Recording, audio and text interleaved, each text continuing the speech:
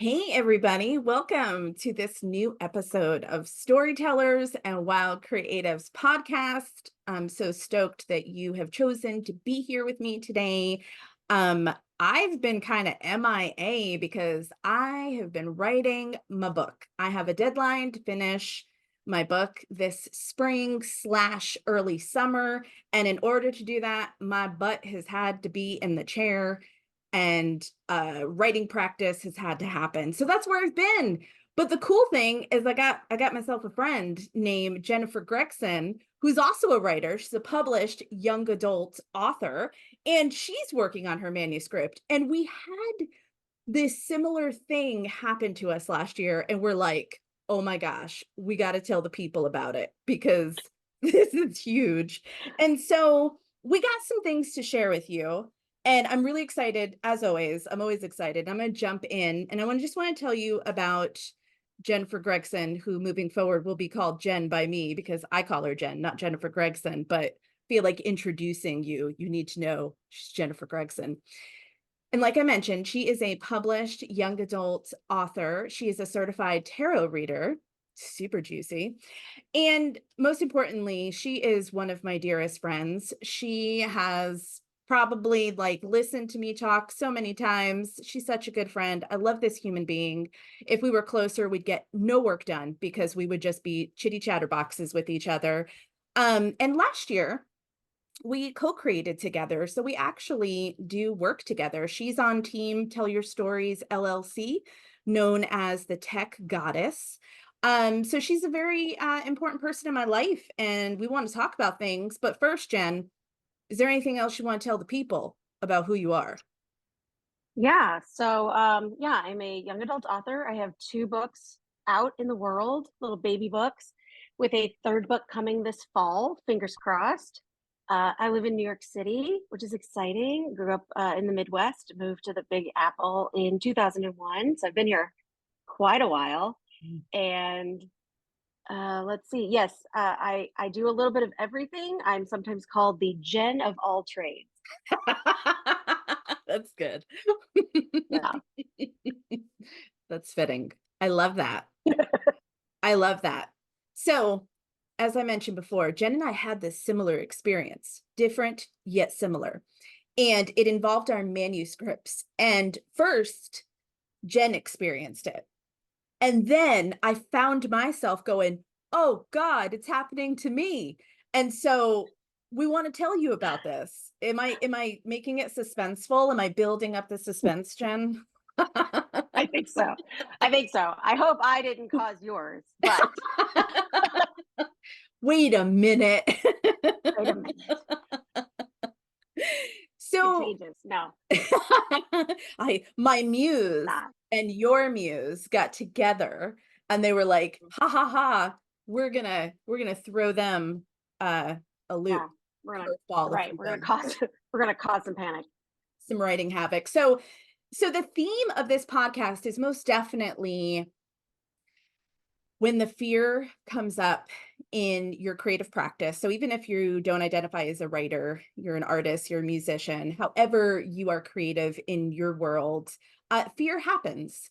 And the magic is, how do we show up? How do we respond when the fear comes up? And or do we react? Do we react or respond to the fear? Because that really makes or break what the journey moving forward looks like. And also like how we feel in our bodies experiencing the fear and the choices that we make. So, Jen, I would love for you to share your story, Yes. and then I'm going to Okay. follow up because it happened to you. Okay. It happened in that direction. Yes. So I wrote 70,000 words on a first draft called Leo's Story, working title. And I, by the end of it, hated this dude. I hated him. I hated him. He was whiny. He was annoying me. And I just finished out of spite and sent it on. I did. I finished it out of spite and I sent it on to my editor. And she comes back with, I don't really like this guy. And I'm like, yeah, well, how do I fix that? And she said, I don't think you do. I think you need to scrap it. Oh. I said, 70,000 words. She goes, well, there's stuff in here that's good. You know who I like? And I said, his little sister. She said, yeah. I said, yep, me too. So I, I didn't throw maybe the whole thing away. I probably kept about 2 chapters, maybe, that had more to do with the little sister relationship with the brother and just kind of flipped it. But otherwise, I had to outline a whole new book, basically. So it was the same setting, the same family, Mhm. right? So I didn't have to come up with new parents. And the brother was still there, luckily, right? The jerk It just brother. wasn't about it just wasn't about him anymore. It was about her and her story and her journey, which was a much better story. Mhm. Yeah, Really was. And then I had to add a best friend because it wasn't complete. Like you could tell it just wasn't complete. And so I added in a friend. And then the book went back and forth between these two female friends and how their journeys kind of diverged. Like Mhm. they were, simpatico, they were best friends, and something happens and then they go on totally different paths and they're trying to find their way back almost. Because in high school, this is young adults, so they're in high school, one little thing happens and your friends are not necessarily your friends Right. because of circumstances. Like if you're not seeing each other every day, out of sight, out of mind. And so it was not the easiest thing I've ever had to do. I was devastated for a while. I mean, I knew it was the right thing, but I was really stuck in my inner fear of not being able to produce a manuscript. Like, oh, well, I screwed that whole thing up. Yeah. Why bother? Why bother? But I did. I sat with the fear. We'll talk more about how we each deal with our own inner fears. But I worked with my inner fear and got through it to come out on the other side. And that book is out in the world, and I love it so much. So it has my whole heart at this point because it took me on such a wild journey. And I learned so much about not only myself as a writer, but myself as a person. Totally. It took me on a, yeah, total journey. Yeah. So what was So the time span from like having your editor go scrap this to completing the next version of that book? a little under a year total. Okay. So I probably had to sit in my fields for a couple of weeks and then start another outline and then grumble a little bit about the outline process and then start writing again. So yeah, it took about a year to get it all the way finished. Yeah, And I really acknowledge you for that, that you made the choice. And even if you grumbled, because, we grumble when we write, that's a thing. we Uh, do. We grumble, we there's a yell at the myth. muse. Yeah, right. There's this myth that it always has to feel fun and exciting, and we're always excited about it. And it's just like, no, no, that's not real life. So No. I'm really proud of you for sticking it out and like keeping in mind what was most important, and that was writing the best book that you possibly could. Yeah, Big deal. and my poor editor, she's like, "Don't kill me." And I was like, "No, I'm not going to kill you." Not necessarily happy, but I understood. Like I was totally on board. It Yeah. wasn't just, "No, how dare you?" It was, "Yeah, I don't like him either." Yeah. Yeah. It's almost like It was that, just the validation of the feelings you had about him. And she was like, so right. about this character. And you're like, damn it. Yeah, I knew. I know. And I just thought she was going to give me ideas to fix him. Like, Mhm. and she was like, "Nah, just throw him in the trash. Just throw that whole man away." He's gone. He's gone. We're moving on to the next. Totally different. Walk away. Yeah. So I feel like I had something similar, except I did not have to scrap 70,000 words.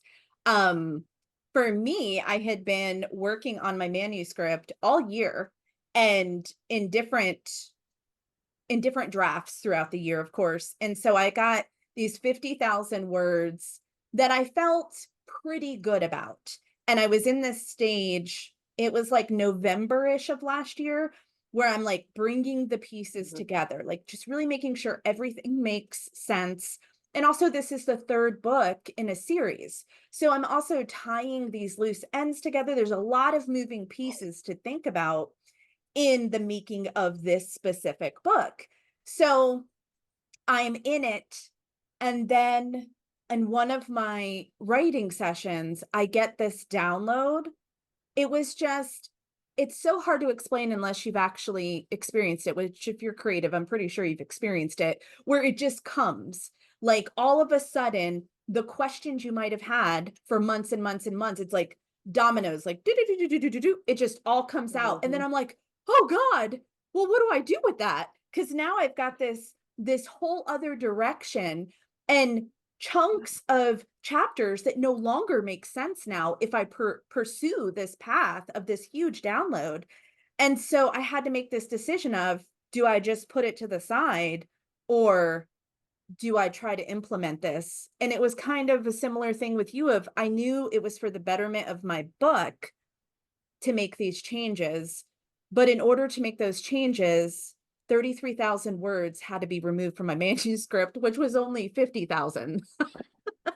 So it's like, it's a bummer. Let's just be real. It's Yeah. a big old Yeah. bummer Yeah.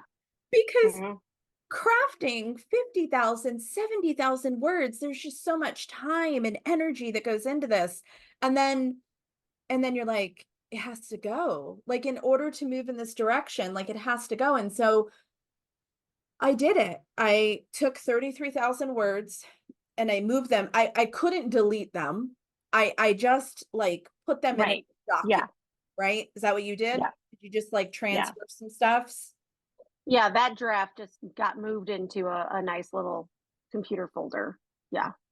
Yeah. I'm sure I could dig it up if I needed to. Yeah, Yeah. somewhere. Mhm. RIP for now. Yeah. R.I.P. Leo. Oh, yeah. So then I go, and my end of the year goal was to complete the manuscript, and then I was entering December with 17,000 words. And it was this, it's Mm, like I had to renegotiate my deadline with myself, and because my initial goal was no longer attainable. So mm-mm. it was a lot. Like it was very, I had a lot of feelings. I had a lot of feelings about it, and a lot of feelings. I feel like it's We another, we have a lot of feelings. we had a lot of feelings when this went down. Um, Yes. but again, for me, and I'm sure it was similar for you, but you tell me, it was being grounded into what I wanted to create with this book, and knowing that Mhm. it was the book that was going to wrap up ties from book one and book two. It's like things had to be a certain way. So I removed 33,000 words and put them in the RIP document. And then I just kind of was shell shocked. And I stared Mhm. at my document for weeks because Mhm. even though I had this new direction, I didn't know how to jump into it because I just kept staring at, and then I would check the word count as if it magically would change. I would just go and I'd look at the word and I'd be like, yep, still Were you were you 17,000. wait were you waiting for the magical elves to write overnight? Is that what you're waiting? I Like the mean, little shoe elves? come on. So apparently there's no magical elves nearby that write for me. But it was like On this. the tree making cookies. I was trying real hard for somebody else, the other grown up, to walk Uh-huh. in and take Uh, charge. I was like, I don't think I'm grown up enough for this situation. I think I need the real grown up. Um, yeah, apparently that's me. So, okay. So, Cliff Notes. You had to get rid of a manuscript. I got rid of the majority of my manuscript. We both had feelings. And then what, Jen? And then what? What happened when you got through your feelings? Like, what came up for you around, well, let me rewind. Did you Okay. experience fear? Do you feel like Yes. it's yes? Okay, that was a solid yes. Yes. That was a Big, nuts yes. big time fear. Every time I would step up to the notebook, which still had Leo's story on the front of it, because that's what I always do. I always write the working title on the front of the spiral bound notebook that I start all of my, projects in. That was still there. Right. And I would look at it and the fear would bubble up and it stopped. Their giant wall. It's like I live in New York, so like those bodegas at the end of the night, they have the iron Oh, yeah. gates that come down, right? That's what it felt like. Like someone had pulled a gate right down in front of my face. It was really hard to get past. Yeah. Yeah. And what do you think you were afraid of most when you were experiencing that fear? It was definitely a fear of failure. Mine was a fear of failure. I felt like a failure. Yeah. I felt like I had spent so much time on something that could just so easily get brushed away. Yeah. Yeah. Oh, Hmm. I feel like I'm having tremors from last year. All I started like, oh, girl, I know. I and know. I'm a little bit, I'm a little bit removed from it because my book is done. It's out in the world already, but still, I can still feel it's like it sits right here for me still if I think about it, if I call it up. Now, granted, I'm an ex-actor, so if I get back into that mode, right, it's like my old acting as if comes up and I can feel it again. So if I ever need to act out that character of dejected Jen, I could do it. It's right here. Um, Oh, I had to start a new notebook. I I had to just like that was part of my process to start over. I yeah. don't even know what happened. I don't even know if I'm pretty sure it's in a box somewhere. Yeah. Yeah.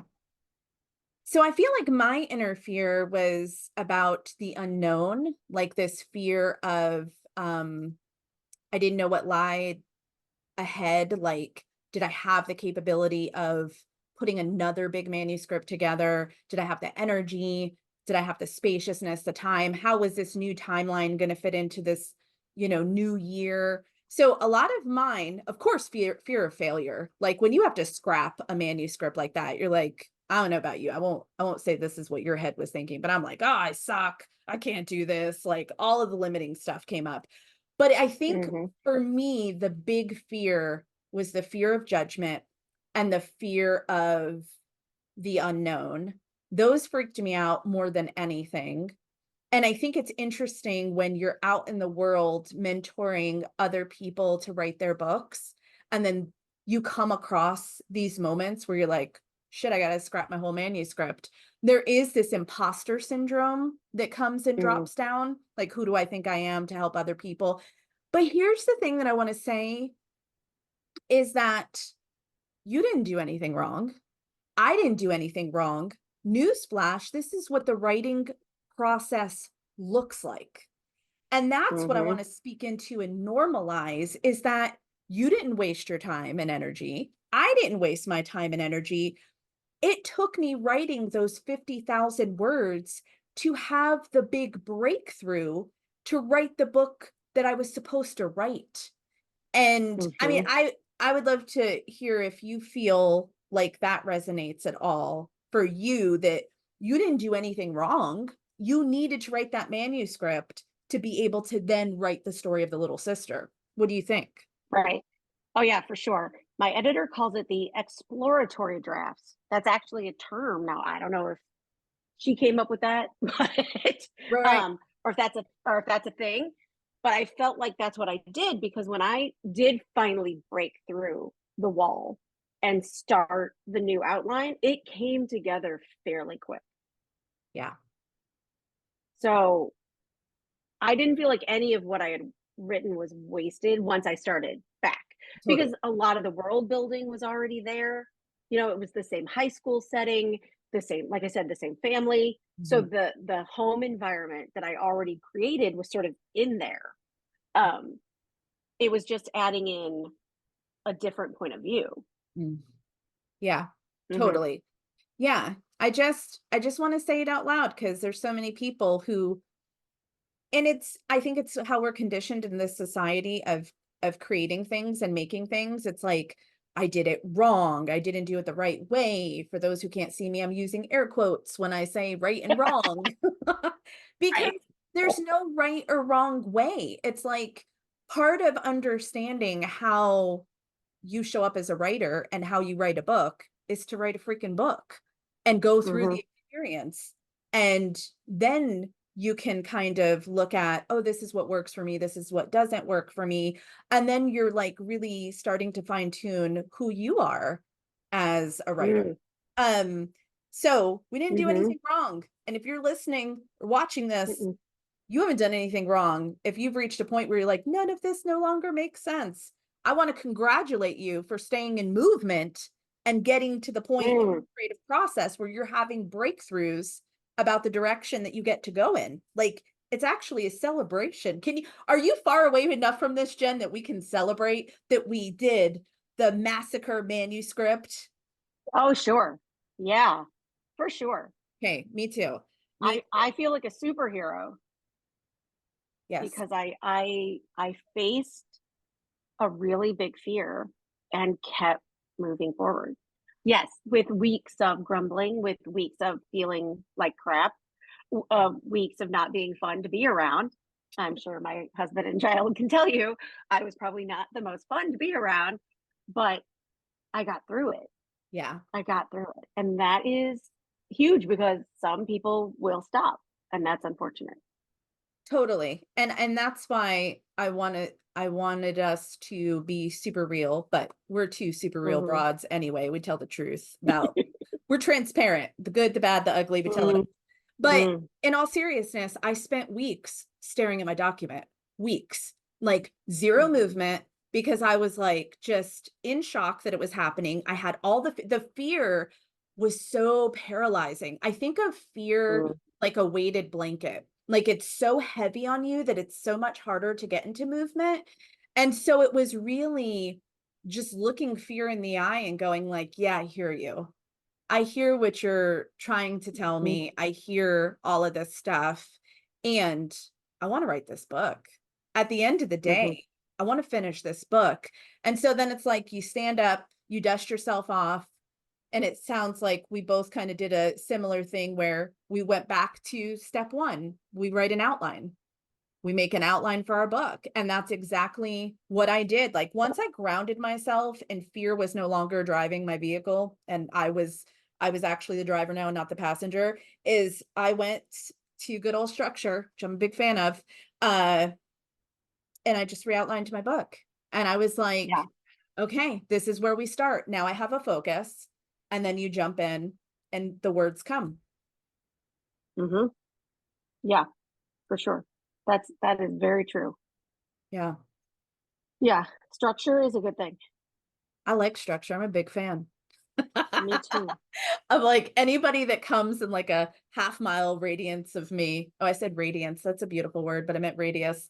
Half a mile radius of me has heard the word structure. Um, Mhm, because if I didn't have that structure, would I have shifted into the writing or would I have sat and that analysis paralysis of fear? mhm, But it was really the structure that was like, when I was afraid, it was like, well, what do I do next? Well, what's the first thing you do? You vision and you mhm, put your outline together. Okay, I can do that one step at a time. Outline the book. Okay. mhm, Then I got to make the decision of like, so then what words stay, what, after the 33,000, I looked at what was left over, what could stay, what could I mold, smooth out to mhm, turn into this new direction. And then you get back in it. mhm. Yeah, that's exactly right. It also helped that I had a very not strict, it was a very loose structure, but I had a weekly writing schedule at the time. Yeah. And I those would show up on my calendar and the fear would be like, "Oh, you're not doing that today." And that started to affect me. It's like, "No, I want to write. I oh." And then that's when the conversation, which we will talk about with my inner fear, Yeah. that's when that started happening. because that's when I started to move through it, because I wanted to tell the story. Just like you said, you wanted to write the book, get out of the way. Yeah. Yeah, it's almost like the scales have to like shift where the Hmm. fear is so much bigger than your whatever, whether that's the drive, a passion, the desire, the want, the need. But then I think when we start grounding and really getting clear around the fear and understanding why the fear is coming up, then it's like the Hmm. scales start shifting. And then that's when I feel empowered, grounded, clear. And it's like, okay, the fear still might be there, but it is definitely not as big as when the big manuscript kaboom happened. Now it feels like you took the weighted blanket off and they became ankle weights. Yeah, I love that. Yes. Yeah, Yeah. for sure. For sure. So Jen and I, Manageable. what'd you say? I said it was more manageable. Oh yeah, totally. Yeah. And I like that because it's not a turning off a switch. It's not like that at Hmm. all. It does. It's like this ease into something else. And then you're Hmm. like, okay, I'm full speed ahead, I'm back in. And then you Hmm. ride that energy out. Hmm. Then you finished. So, Jen, can I tell the good Yes. people what we put together? Yes. Okay. I would love it. So last year, Jen and I, because we like each other and we like riffing off of each other's wisdom and skills, we led a workshop called Creating with Your Inner Critic, and it was fantabulous. It was awesome. Mhm. And so we're Yes. like, let's do something together again. So we are putting together an online experience called Creating with Your Inner Fear. And as we've been exploring this, I've really gotten clear, and it's so helpful about what the inner critic really stands for and what the inner fear stands for. And I'm going to share what I think about it. And then, Jen, please come in and tell me Mhm. what you think about it. So, the inner critic is like the perfectionist within. It's when we're experiencing self-doubt, comparison, of course, being perfectionist, needing it to be just so. And then the inner fear is like the guardian of our comfort zone.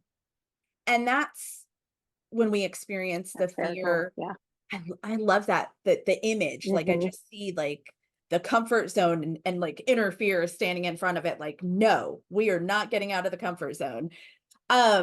And writing our book means we get to get out of our comfort zone. So inner fear for me is like the fear of success, the fear of failure, the fear of the unknown, not knowing. What comes up for you, Jen, when you think about inner critic versus inner fear? Yeah. I feel like they're sort of the two besties in your brain. Mhm. They kind of work together. I always feel like those inner voices are really there. They're trying to protect you, Mhm. but they do a really shitty job of it. Right. They're not very nice. They don't know any other way. Yeah. They're just not very nice. And I feel like the inner critic is more antagonistic, and the inner fear it I mean, if anybody's ever seen the Inside Out Pixar movie, Mm, right? Fear is yeah. that kind of purpley, like, oh, anxiety, and he's, no, no, don't do it, don't do it. I'm just trying to keep you safe. Yeah. And the inner critic is like, you can't do it.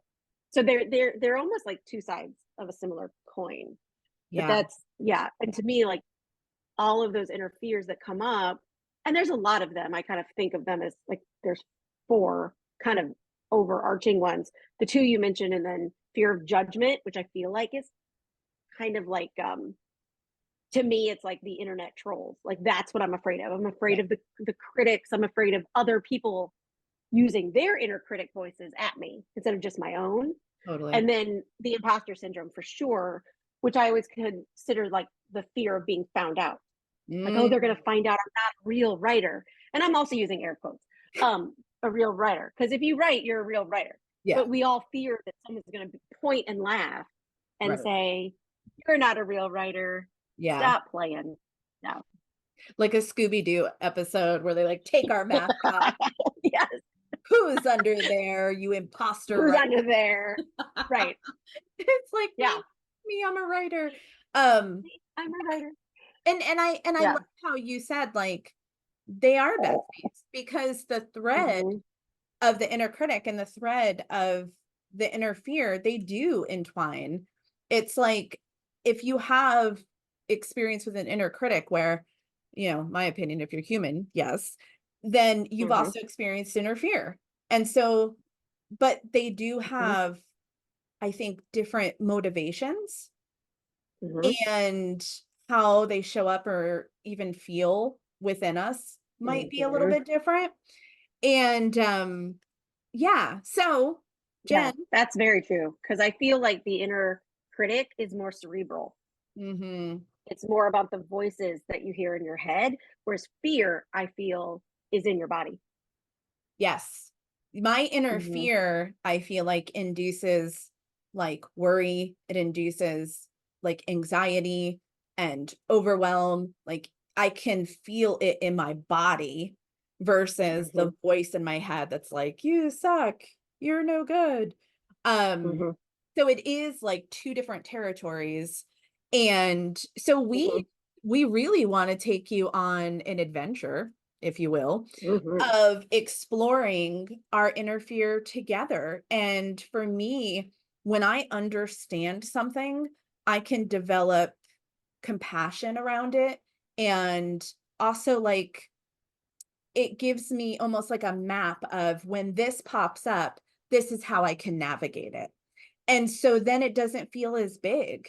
And Hmm. so, Jen, how are you going to approach inner fear in this workshop? So, since I am a certified tarot reader and I use tarot cards in my own writing, I'm going to approach it with tarot. So, I chose tarot cards that sort of correspond to the four big tarot archetypes. And I'm going to show you how to use that imagery and symbolism to personify your own inner fear so that you can befriend them a little bit, that compassion, right? We have Yes. compassion for our friends and work with them so that there's more of an understanding. There's more of a I hear you, now you need to hear me relationship. Yeah. Oh, I love that. So I'll Yeah. be using Cosmic Smash Booking, which is an intentional creativity process. And so we'll be looking at the layers of what could it look like to gently stretch out of our comfort zone because I'm envisioning the inner fear is the guardian of the comfort zone. And in order to go out in the world I and like that. be who we get to be and do the things we want to do, we get to stretch out of our comfort zone and it doesn't have to be traumatic. So I'm used, so we like are going to investigate and be curious in this intentional creativity process of, okay, what does this look like for me? And yeah, so I feel like we're a dynamic duo.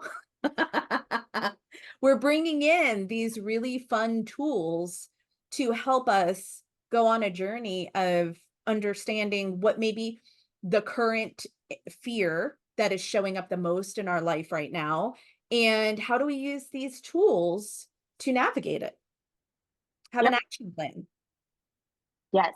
Definitely have some sort of our hope is after the workshop that you have steps that you can then take to go back to your creative work, whatever it is. We're not going to just talk about writing.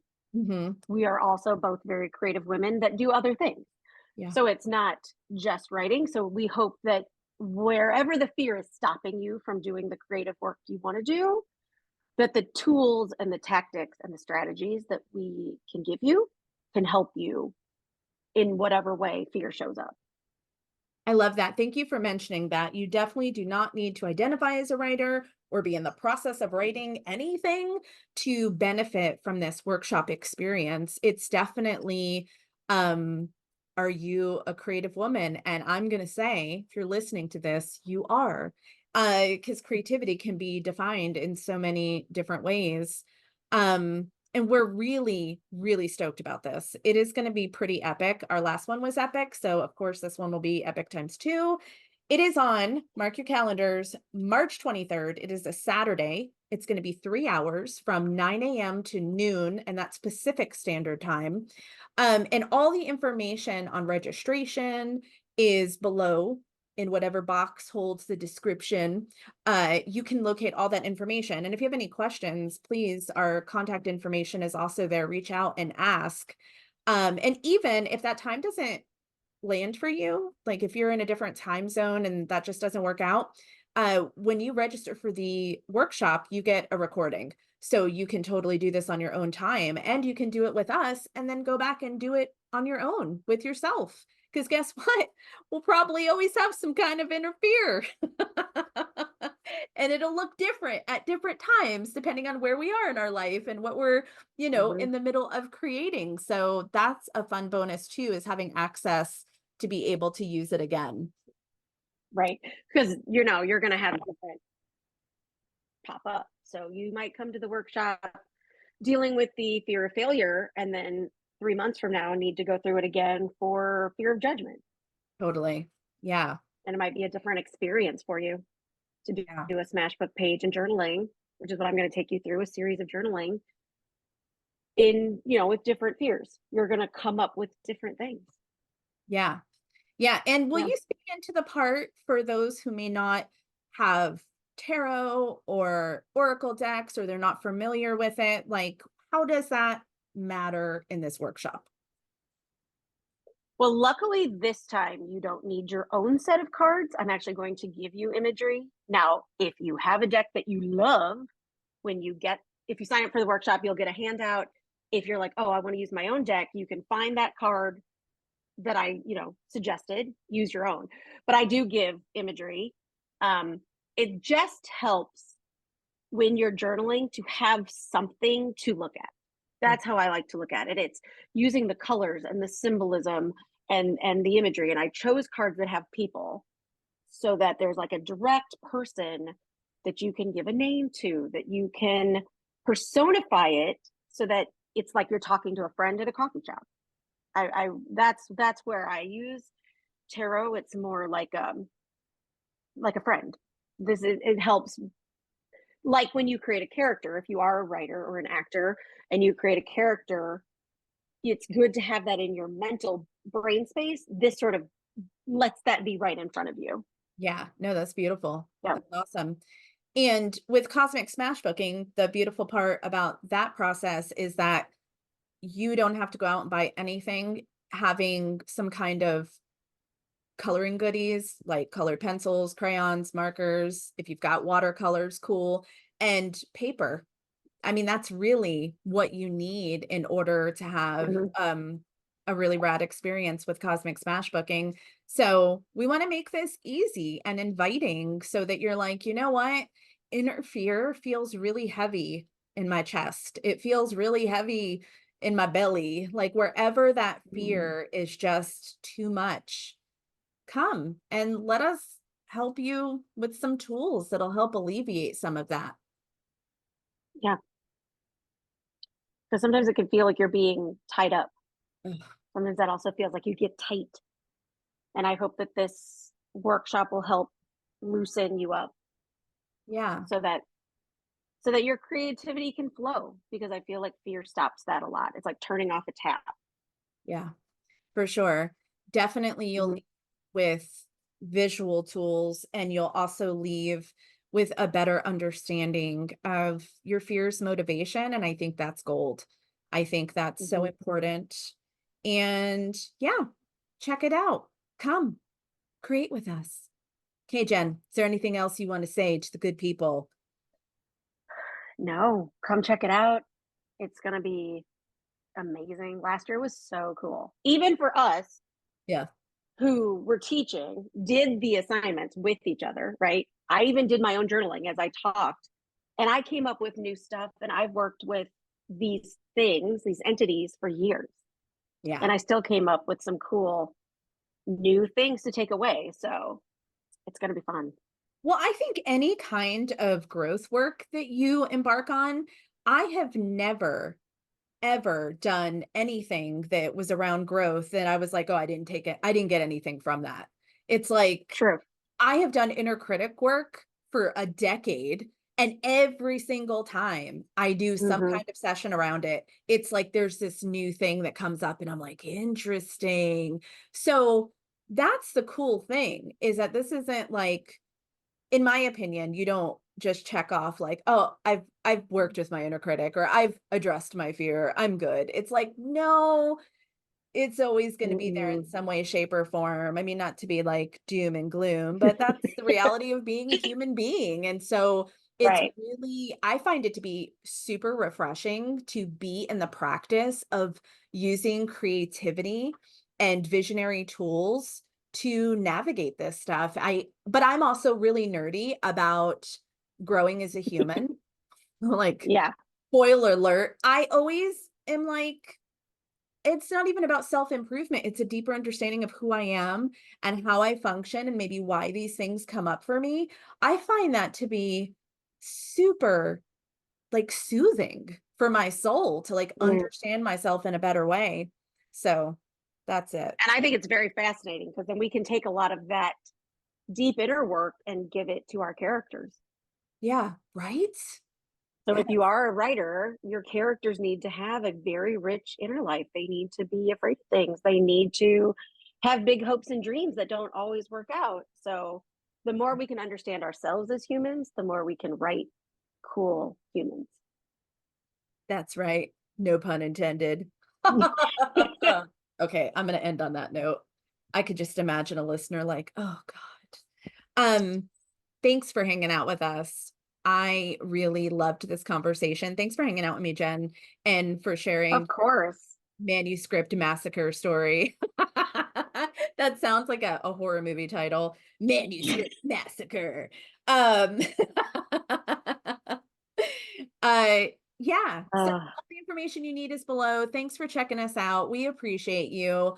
And let's be more compassionate with our inner fear and let's use some fun tools to figure that out. yes, let's.